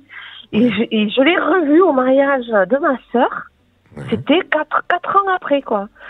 Et effectivement, il m'a demandé un mariage. Bon, mais bon, évidemment... il n'avait pas refait sa vie? Si, il était avec quelqu'un depuis 3 ou 4 mois. Et il m'avait dit que si je voulais, il était prêt à la quitter pour moi. Ah oui, donc il a tenu sa promesse quand même. C'est fou, hein? Eh bien oui, c'est fou. Et vous? Et moi non, moi pas du tout. Moi ça y est, j'étais partie ailleurs. Non. Et j'ai aucun regret. Voilà. Et d'ailleurs, l'homme avec qui j'étais quand je l'ai revu, je l'ai épousé. J'ai eu 2 enfants avec lui. Bon, aujourd'hui, je suis séparée et j'ai refait ma vie. Oui, mais c'est la vie, voilà, c'est la vie des couples aujourd'hui. Mais voilà. Ça reste quand même un très beau souvenir, j'imagine. Oui. Et le fait qu'il soit quand même revenu, ça veut dire que vous vous êtes senti, ça a réparé peut-être la blessure qu'il vous avait faite en partant. Ben oui, parce que et même ça m'a fait mal au cœur pour lui. Parce que je me suis dit, et il m'a dit, je t'ai jamais oublié. Et vous voyez, j'ai 48 ans, hein, donc ça date quand même, hein, cette histoire. Oui. Et je l'ai revu il y a 1 an. Il m'a dit, mais tu sais que tu es toujours resté dans mon cœur. Il m'a dit ça. Ouais. Ben, je suis la seule femme déjà qu'il avait dépucelée. Ouais. Mais comme ça, de temps en temps, ça vous arrive à dire, à vous poser la question, mais au fond, qu'est-ce que j'aurais pu vivre avec lui ? Parce que j'imagine qu'on doit quand même se poser cette question-là quand on voit un homme qui, autant de temps après, continue à dire « tu as compté pour moi, je t'ai aimé ». Non, parce que, moi, j'ai aucun regret parce que. Non, je parlais pas de regret. Je disais qu'on peut penser, vous auriez eu une autre vie, quoi. Ah oui, mais non, trop plein. Moi, j'adore voyager. Là, j'ai trouvé depuis 2 ans, j'ai un compagnon qui, a besoin aussi de son indépendance, qui est artiste, et on se voit. En fait, on vit ensemble à mi-temps. Oui, c'est-à-dire que votre vie amoureuse sexuelle a été réussie, donc de toute façon, vous avez aucun regret, tout va bien, quoi. Ah ouais, non, mais je saurais jamais durer. C'était trop plan-plan. Il était trop casanier. Oui. Et puis il était dans ma ville de naissance, une petite ville. Voilà, moi je vis aujourd'hui à Toulouse, dans une grande ville, donc. Oui, c'était un petit parti pour vous, qui était bien parce que vous aviez 16 ans, mais qui n'était pas assez ouvert sur. C'était une belle découverte en tout cas. Mais voilà. Et ça rassure quant au fait que à chaque fois on tape sur les hommes et vous voyez que lui, il a finalement été fidèle, il a un cœur et il a tenu ses engagements. Bon, il a refait sa vie par la suite ou pas ? Oui, ouais, il a eu des enfants. D'accord. Bon. Bah, voilà. Enfin, il m'a quand même dit ça. Alors, moi, en fait, c'est ça que je voudrais dire, c'est que à partir je pense que les hommes sont avec les femmes. Enfin, d'ailleurs pas hommes, femmes. Les gens sont avec vous comme vous êtes avec eux. Ouais. Si vous êtes quelqu'un moi je suis quelqu'un de très cash, très naturel, très spontané, très franche. Faut pas qu'on me prenne pour une conne non plus. Et du coup, dans le sexe c'est pareil quoi. Parce que j'ai eu une période, j'ai passé 2 ans où j'ai découvert le libertinage et je me suis aperçue qu'il y avait beaucoup de respect dans le libertinage, alors il y a plein de gens qui ont des a priori sur ça. Ouais. Moi, toujours c'était quelque chose de mystérieux, d'un fantasme. Et quand je me suis séparée de mon mari après 15 ans, j'ai voulu découvrir ça.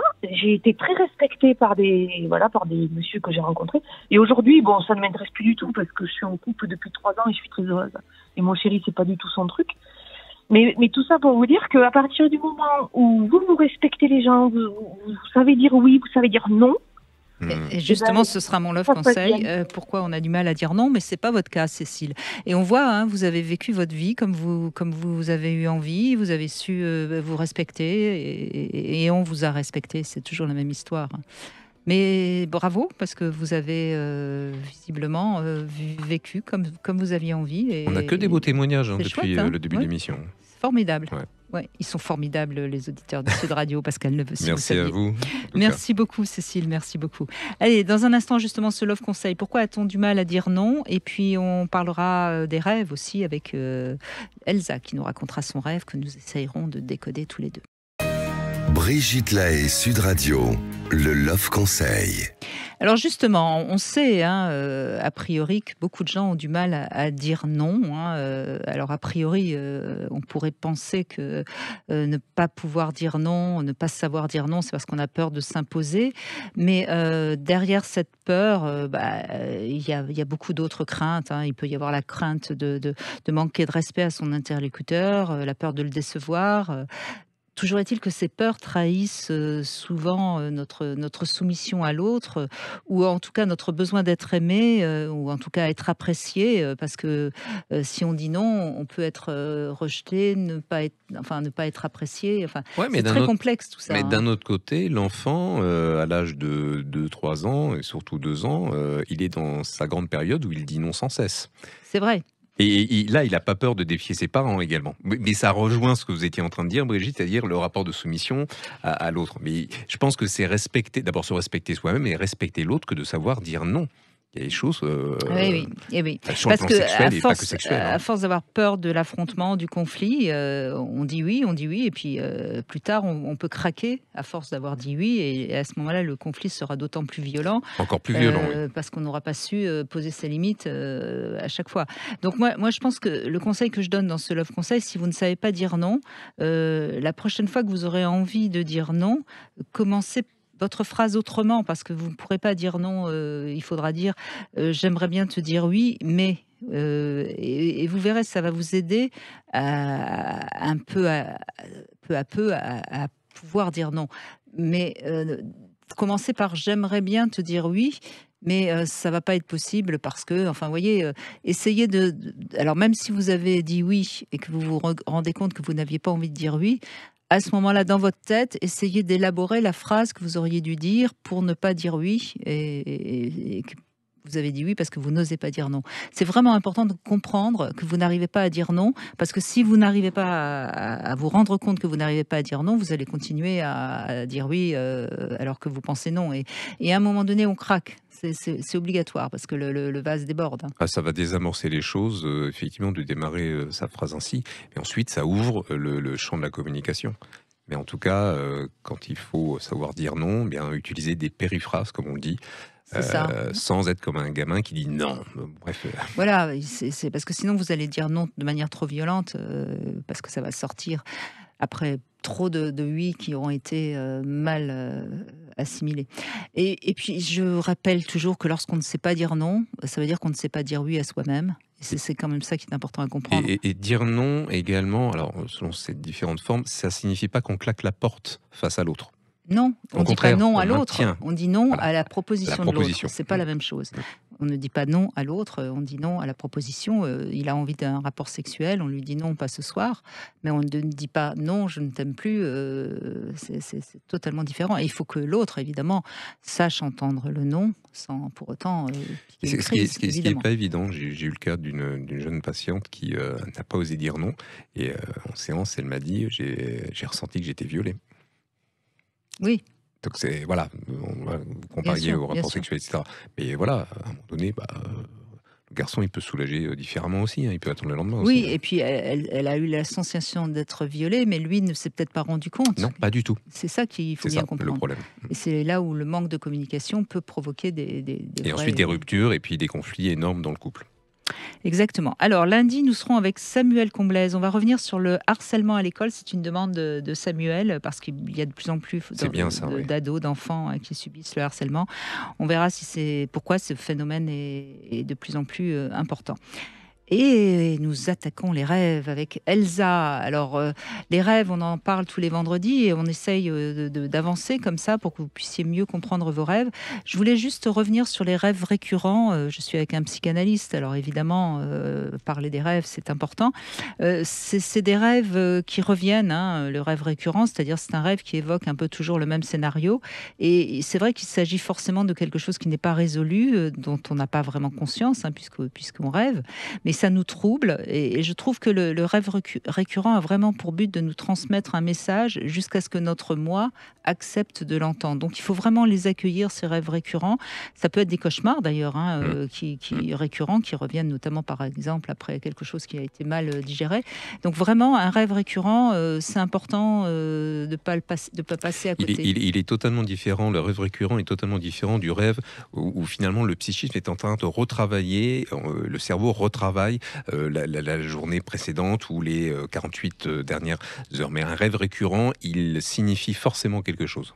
Voilà, c'est vraiment important de ne pas passer à côté. Bonjour Elsa. Bonjour. Bonjour.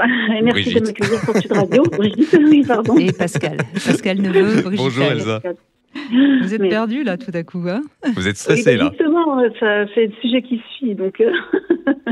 Alors racontez-nous. C'est un rêve que vous faites assez souvent, je crois, hein, oui, justement. C'est des rêves un peu récurrents où je suis perdue, justement. Ah oui. Je suis dans des endroits inconnus et je cherche soit la sortie, soit je suis à la recherche de ma voiture. Et je suis dans des lieux inconnus, soit dans une campagne, soit dans des bâtiments, sans porte, sans fenêtre. Et c'est des bâtiments qui sont comme des labyrinthes, en fait. Il y a des escaliers, ça monte, ça descend, il n'y a pas d'issue. Et des fois, je croise une personne et je demande mon chemin et les gens savent pas. Ils s'évaporent et je suis seule. Voilà, et ça se répète dans différents... c'est comme des images, en fait, qui sont... une fois, ça va être dans un bâtiment comme un immeuble, comme un HLM. Une autre fois, ça va être... C'est des lieux qui sont pas très agréables. Hein, j'avais posé la question. En fait, exactement, c'est des lieux en travaux ou des lieux en rénovation, souvent des vieux bâtiments. Il n'y a pas de fenêtre, il n'y a pas de porte, il n'y a rien du tout. Non, c'est souvent sombre. Il fait froid et j'ai pas forcément d'angoisse, c'est juste, je suis pressée de sortir, hein, je suis stressée et ouais, c'est vrai que ça revient. Ça fait longtemps que vous faites ce genre de rêve? Depuis presque toujours. Et ma maman aussi faisait à peu près les mêmes rêves. Elle rêvait qu'elle était perdue. Et est-ce que il y a pas un fond un peu déprimé chez vous? En ce moment, un petit peu plus, parce qu'il y a d'autres soucis consécutifs à des problèmes personnels, mais sinon, depuis toujours, j'ai fait ces rêves, et puis il n'y avait pas de connotation particulière derrière, non, j'ai toujours été... Parce que c'est quand même des rêves qui laissent penser que vous n'avez pas réellement encore trop bien réussi à donner l'objectif de votre vie ou d'aller vers le... Je cherche mon chemin. Ben oui. Enfin, c'est pire que ça, parce que vous ne cherchez pas votre chemin. C'est un labyrinthe. Hein. Vous êtes Je cherche une issue et je tourne en rond. Vous êtes dans des endroits où de toute façon il n'y a pas d'issue, quoi, puisque vous êtes perdu, puisque vous êtes vous trouvez pas votre voiture, donc vous pouvez pas aller sur votre chemin. Vous voyez, il y a une sorte comme ça de... C'est une voie de garage en quelque sorte. Hein. Mais les personnes que vous croisez, vous les connaissez dans la vraie vie, si je puis dire, ou vous les connaissez pas du tout? Non, okay. C'est que des inconnus. Des femmes ou des hommes, ou peu importe. C'est plutôt des femmes, mais je dirais que c'est peu importe. D'accord. Et parfois, je vois vraiment des détails de leur visage, leurs yeux, les cils. Enfin, c'est très détaillé. C'est comme si je pouvais les toucher. Je me souviens du visage et après, il disparaît. Alors, j'ai comme l'impression d'être dans un autre monde et d'avoir rencontré des gens dans d'autres lieux, sur une autre planète ou ailleurs. Je sais pas. C'est bizarre.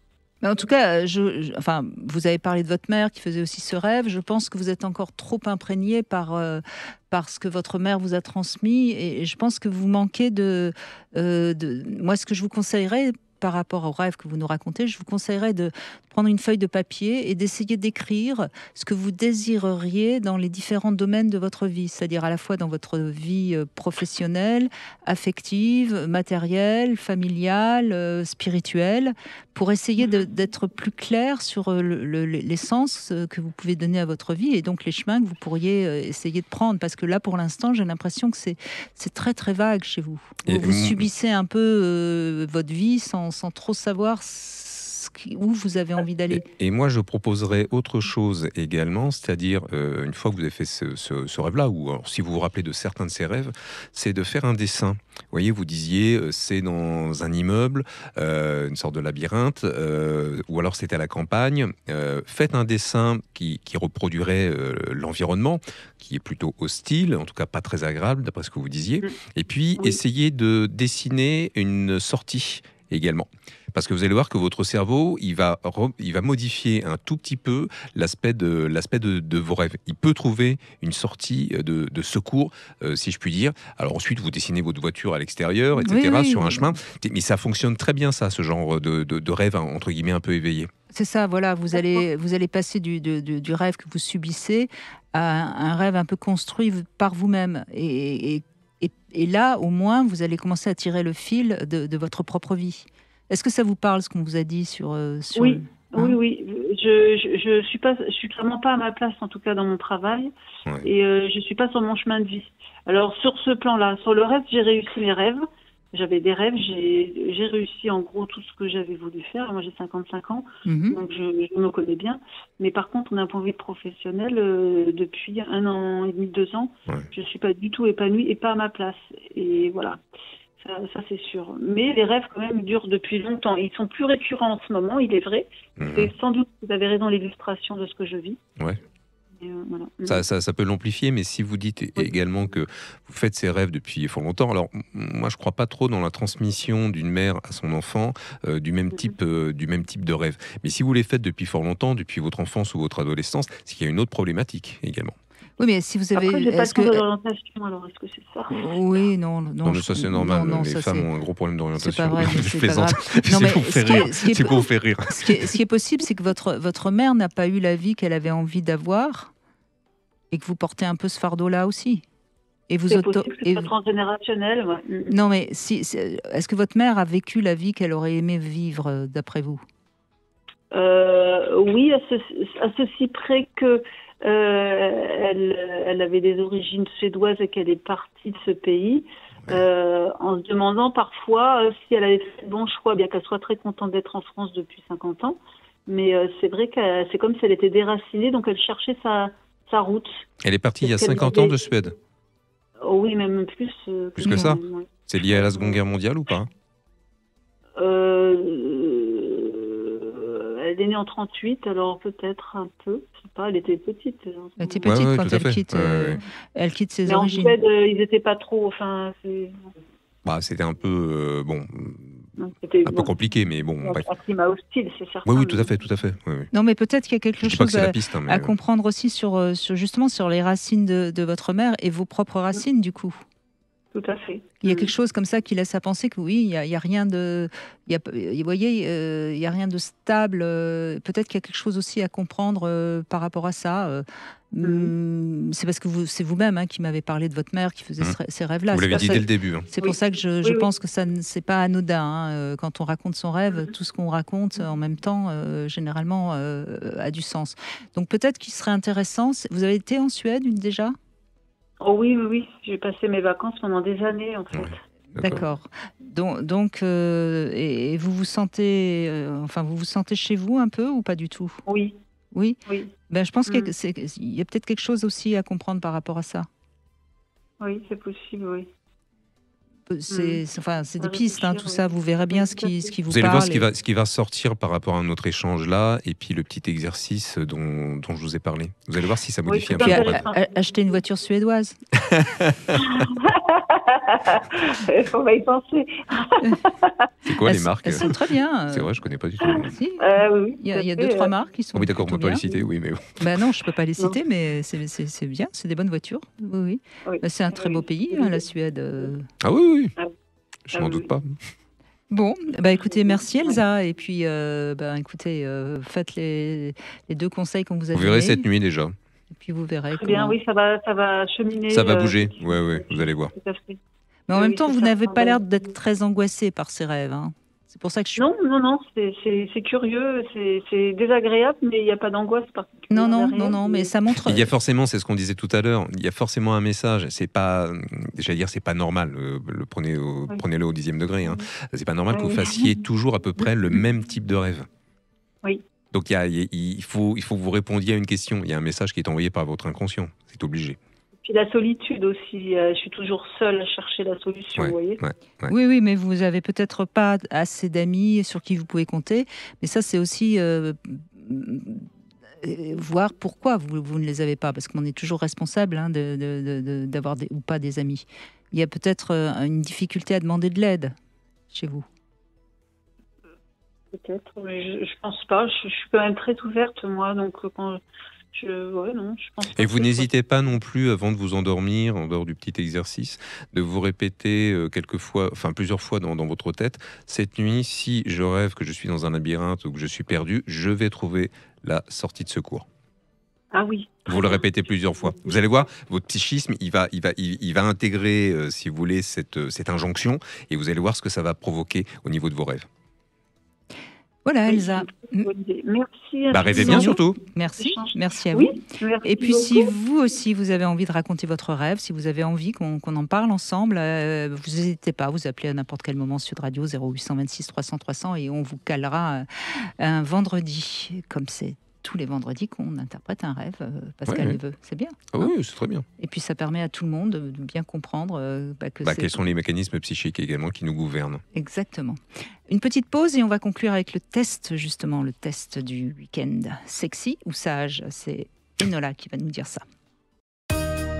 14h-16h, Brigitte Lahaie, Sud Radio. Toujours en compagnie de Pascal Neveu, nous avons le test du vendredi que vous pouvez vous aussi vous amuser à faire ensemble, en couple ou avec des amis ou toute seule. Là, c'est plutôt un test pour les femmes et c'est donc Elona qui va jouer le jeu avec nous. Bonjour Elona. Bonjour Brigitte, bonjour Monsieur Neveu. Bonjour Elona. C'est de quelle origine votre prénom? Alors c'est Enola. Ah, c'est Enola et pas Elona, pardon, excusez-moi. Et c'est de quelle origine? Enola, j'en ai aucune idée. Ah bon, d'accord. Bon, question stupide, excusez-moi. Mais non, c'est pas stupide, mais c'est vrai que Enola, je me suis jamais posé la question. Ça me convient bien. Mais il n'y a qu'un psy qui peut poser ce genre de questions, vous savez. Non, mais c'est Bon, je suis éduxpée, vous savez. Ah oui, d'accord, ok. On a des professions un peu proches des fois, mais je me suis pas posé la question pour autant.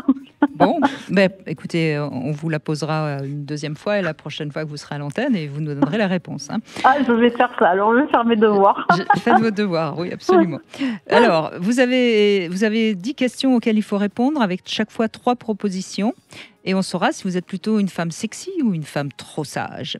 Première question. Pour une soirée de folie, vous allez choisir un club réputé pour son ambiance festive. 2, une soirée entre copines. 3, une soirée avec votre amoureux. Pour une soirée de folie? Oui. Ah, la première réponse. Oui, évidemment. Deuxième question, on vous apprécie parce que, petit 1, vous savez mettre de l'ambiance. Petit B, vous buvez peu et on peut compter sur vous comme chauffeur et autres services. Petit C, vous savez vous montrer surprenante, voire imprévisible. Alors, la réponse 2 est tout à fait juste, mais même si je ne bois pas, je suis complètement fada. Mais voilà, en général, c'est moi, Sam. Oui. Donc c'est la question 2, c'est ça, la réponse 2? Oui. Je suis souvent le fan des soirées parce que je supporte pas l'alcool. Troisième question, par amour, vous pourriez, petit 1, partir le rejoindre au bout du monde, vous marier sans demander l'avis de quiconque, petit C, accepter de vous engager malgré son passé un peu spécial. Petit C. Petit C, d'accord. 4, vous vous retrouvez subitement seul. Petit 1, vous allez à Londres retrouver un ex. Petit B, ou Stockholm, si vous préférez. Petit B, vous invitez votre collègue à dîner. Petit C, vous passez la soirée à papoter avec des amis.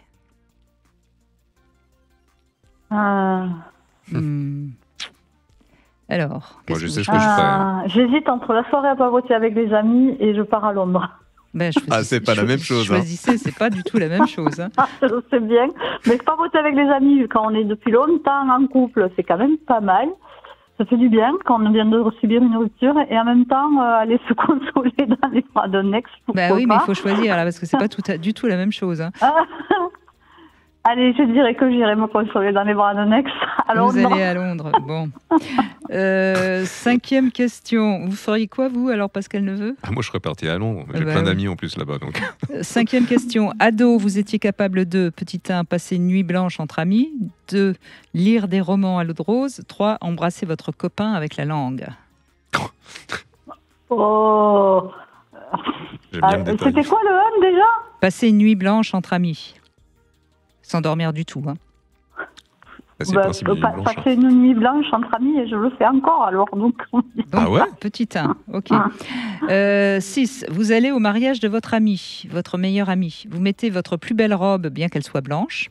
Petit B, vous restez élégante mais discrète. Petit C, vous faites l'achat de cette robe fourreau qui vous faisait rêver. Alors, si tant est que j'ai le corps qui puisse supporter l'achat d'une robe fourreau, je crois que j'achèterai la robe fourreau. Très bien. Et 7e question. Quelle est la chose la plus folle que vous ayez faite?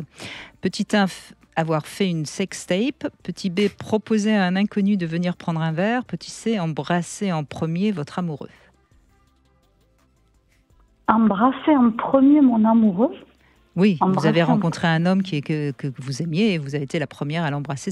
Vous n'avez pas attendu qu'il vous embrasse. Ah.